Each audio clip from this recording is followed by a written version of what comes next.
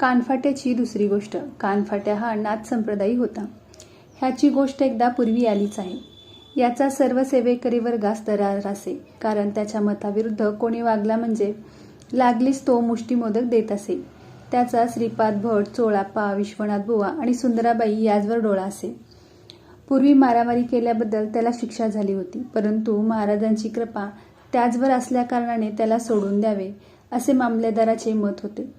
पण सर्व सेवेकरी मंडळीने अर्ज केला की हा एखाद्या दिवशी एखाद्याचा प्राण घेईल, ह्याकरिता ह्याला सोडू नये. अशा आग्रहावरून त्याने त्याला तुरुंगात ठेवले. श्रीच्या दर्शनाशिवाय तो 4-4 दिवस जेवत नसे व 4-4 दिवसाचे अन्न एकाच दिवशी खात असे. तुरुंगात तंबाखू ओढण्याची मनाई असल्याकारणाने तंबाखू देत नसत. रात्री हा तंबाखू ओढी जवळ जाऊन शिपायाने पाहावे तो काही नाही, दुरून मात्र चिलीम व विस्तव दिसे. ही गोष्ट त्यांनी अधिकाऱ्यास कळवली. त्यावरून त्यास रोज दर्शनास नेण्याची परवानगी मिळाली.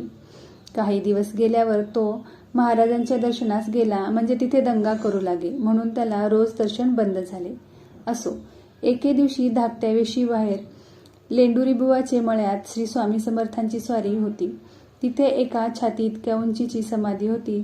त्याचवर महाराज जाऊन बसले. तेथे एक शंकराचे लिंग होते. त्या दिवशी श्रीने त्या लिंगाची पूजा केली. कानफट्यास त्याच वेशीच्या बाजूला आणला होता.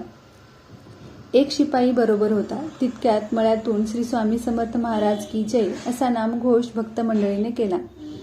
कानफाट्याच्या कानी आला.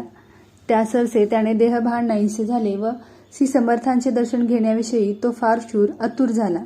बरोबर असलेल्या शिपायाची त्याने विनवणी केली की आपणास श्री स्वामी समर्थाचे दर्शनास घेऊन चलावे. शिपाई ऐकेना. त्याबरोबर शिपायाच्या कमरेत त्याने लाथ मारली. त्या सरशी शिपाई खाली पडला. त्याच्या कमरेतील तलवार त्याने हिसकावून घेतली व म्याणातून बाहेर काढून महाराजाकडे चालला. शिपाईची पाचावर धारण बसली, पण तो कसा तरी सुटून त्याने गावात जाऊन वर्दी दिली की कानफाट्या तलवार घेऊन महाराजाकडे गेला. त्याबरोबर सर्वांना मोठे भय उत्पन्न झाले. मामलेदार, फौजदार, पोलीस, घोडेस्वार हत्यार बंद होऊन महाराजाकडे निघाले.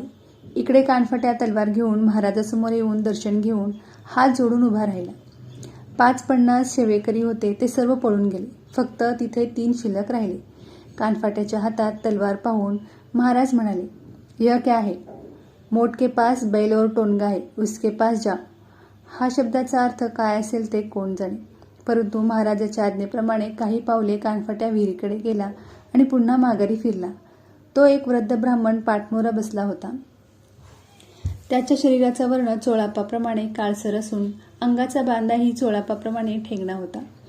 कानफाट्याचा राग चोळापार होताच. हा चोळापा आहे असे समजून त्या तलवारीने त्याने ब्राह्मणाच्या मानेवर घाव घालण्यास सुरुवात केली. एकावर एक काचकच 7-8 घाव व त्या धिटांग कानफाट्याने गरीब ब्राह्मणाच्या मानेवर केले. तलवार वाकडी झाली. ती पायाने पुन्हा नीट करून आणखी मारण्यास सुरुवात केली. आणखी 7-8 घाव मारल्यावर शेवटी तलवाराची मूठ गळून पडली. तेव्हा कानफाट्याने मारणे बंद करून स्वामी समर्थापुढे तलवार आणून टाकली. हे घाव मारीत असता श्रीची दृष्टी त्या ब्राह्मणाकडे सारखी होती. नंतर ब्राह्मण उठून 10-20 पावलं वर विहीर होती, त्या विहिरीपर्यंत गेला. रक्तस्राव सर्व अंगावर चाललेला पाहून त्याला घेरी आली व तो खाली पडला. सेवेकऱ्याने उचलून त्याला इस्पितळात नेले. कानफाट्याभोवती पोलीस व इतर लोक सुमारे 400 पर्यंत जमले होते, परंतु त्यास पकडण्याची कोणास छाती होईना. तो सर्व लोकांस मातीचे ढेकळे उकरून मारू लागला. सर्व लोकांस भीती वाटू लागली की आता काय करावे. इतक्या तिथे एक दांडगा धनगर आला. समोर 10 हाताच्या अंतरावर काही मंडळी उभी राहून कानफाटास बोलण्याच्या नादी लावून धनगरास मागून कमरेस मिठी मारण्याची खूण केली. तेव्हा धनगराने हळूच मागहून येऊन कानफाट्याचे पाय धरून त्याला खाली पाडले. त्यासरशी बाकीचे लोक धावले. पोलिसांनी त्याला बांधून टाकले. त्या वृद्ध ब्राह्मणाच्या जखमेवर गुरुकृपादृष्टीचे निरीक्षण झाल्याने 8-10 दिवसातच चांगला बरा झाला. आश्चर्य हे की ज्या धिटांग कानफाट्याची एका बुक्की ब्राह्मणाचे प्राणहरण करण्यास बस होती, त्या कानफाट्याने तलवारीने केलेल्या 10-15 वारांनीही ब्राह्मण मरू नये काय? हा कशाचा प्रताप बरे? श्री स्वामी समर्थ कृपादृष्टीचाच. तलवार रोज शिपायांनी वापरायची होती आणि कानफाट्यास 5-10 आसामीचा जोर होत.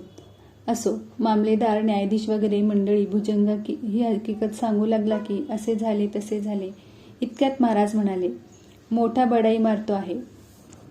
शंकररावाचा संबंध दवडला.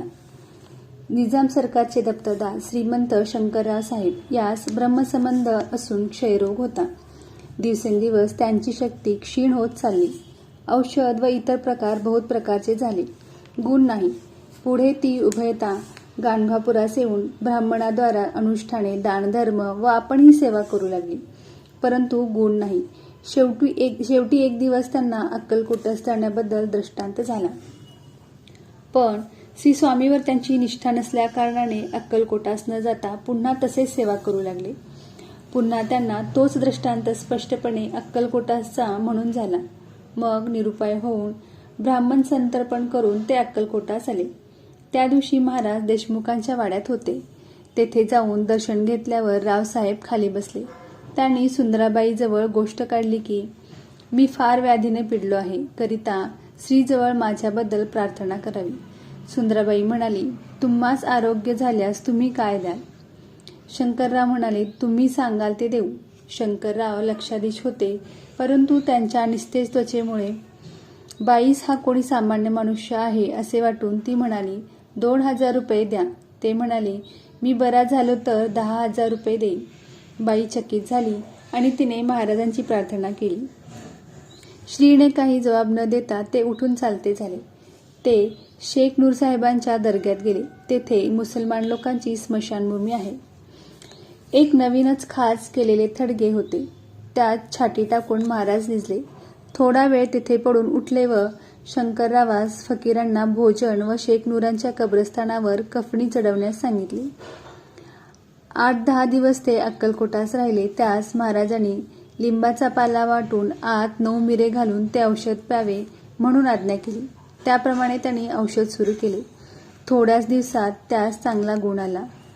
नंतर हैदराबादेहून पुन्हा अक्कलकोटास येऊन त्यांनी 10,000 रुपयाचे उदक सोडले व या रुपयाचे काय करायचे असे महाराजास विचारले. सुंदराबाईच्या व चोळाप्पाच्या मनात हे रुपये आपणास मिळतील अशा आशेने ते दोघे पुढे पुढे लुडबुड करू लागले. महाराज म्हणाले, बोडकीस व जैनास काही देऊ नकोस, मठ बांध. मंडळीने विचारले, मठ कुठे बांधायचा? गावाबाहेर रामाचे देऊळ आहे, तेथे बांधावा अशी आज्ञा झाली.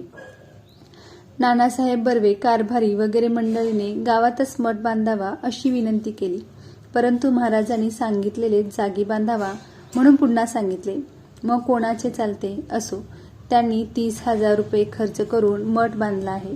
पुढे पादुका स्थापन करतेवेळी अर्चा मोठ्या थाटाने केली. 1000 ब्राह्मण व रुपया दक्षिणा व इतर जातीलाही पक्वाने करून वाढली. पूजेची वगैरे नेमणूक करून दिली आणि मग ते हैदराबादास गेले.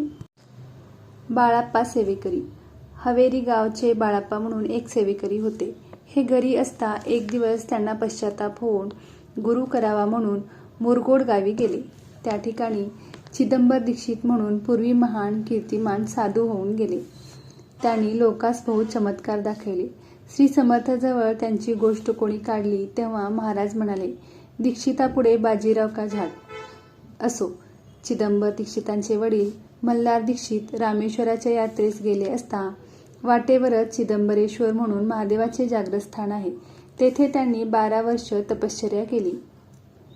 तेव्हा शंकराने साक्षात दर्शन देऊन तुझ्या पोटी मीच अवतार घेतो असे सांगून मुलगा उपजताच एक कानात बेल व एका कानात तुळशी असे असेल तोच अवतारी असे समजावे असेही सांगितले. पुढे घरी आल्यावर त्यांची स्त्री गरोदर राहून मुलगा झाला.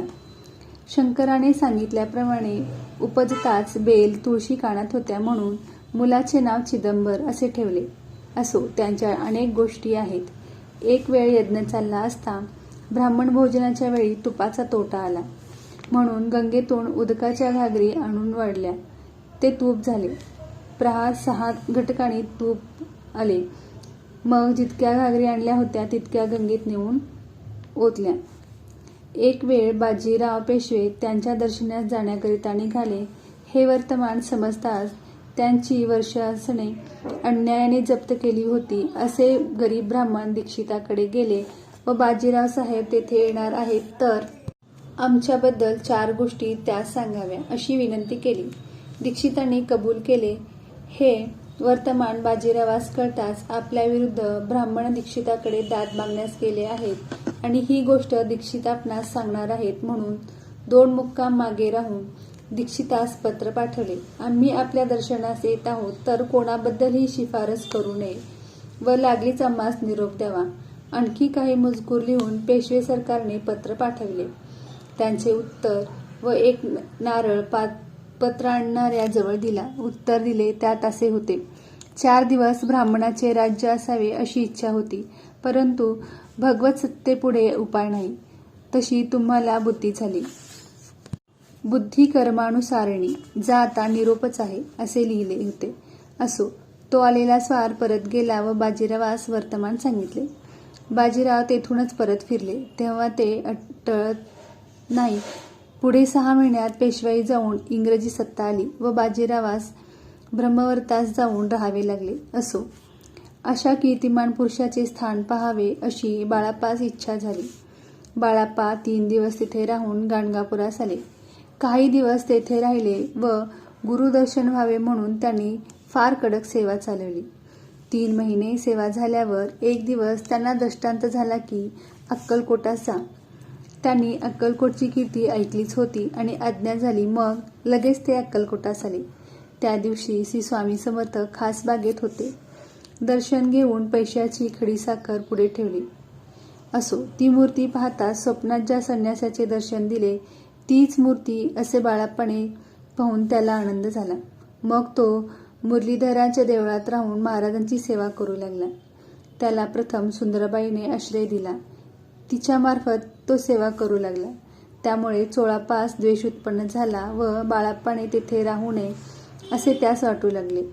मग एक दिवस चोळाप्पा श्री स्वामी महाराजास म्हणू लागला की महाराज, बाळाप्पास घराहून येथे आल्यास बरेच दिवस झाले. त्याला आपल्या कुळदेवतेस व बायका मुलास भेटावेसे वाटते. हे ऐकून महाराज म्हणाले, नाही रे, त्याची बायका मुले इथेच आहेत. पुढे श्रीपाद भटाने अशी युक्ती काढली की चिठ्ठ्या टाकाव्या व त्याप्रमाणे करावे. परंतु सर्वसत्ताधीश स्वामी समर्थ चिठ्ठी जाऊ नको अशी झाली. मग त्या दोघांचा निरुपाय झाला. बाळाप्पास महाराज कधीही प्रसाद देत नसत. तेव्हा बाळाप्पास असे वाटे की समर्थ मला प्रसाद का देत नाही. एक दिवस बाळाप्पाने श्रीपुढे खारका आणून ठेवल्या व एक खारीक आपणास मिळावी म्हणून प्रार्थना केली, परंतु मिळाली नाही. चोळाप्पाने खारका उचलून त्यातील 2 खारका बाळाप्पास दिल्या. बाळाप्पास तोच आनंद वाटला आणि तो जाऊ लागला. ते पाहून श्री समर्थ चोळाप्पास म्हणाले, अरे चोळ्या, त्याला काही द्यायचे नाही, जा खारका परत घेऊन ये. हे ऐकून चोळाप्पाने धावत जाऊन खारका बाळाप्पापासून मागून आणल्या. बाळाप्पाला फार वाईट वाटले. यावरून असे दिसते की महाराज ज्याला प्रसाद देत त्याला जाण्यासाठी आज्ञा असे व ज्याला प्रसाद मिळत नसे त्याला आज्ञा नसे. असो.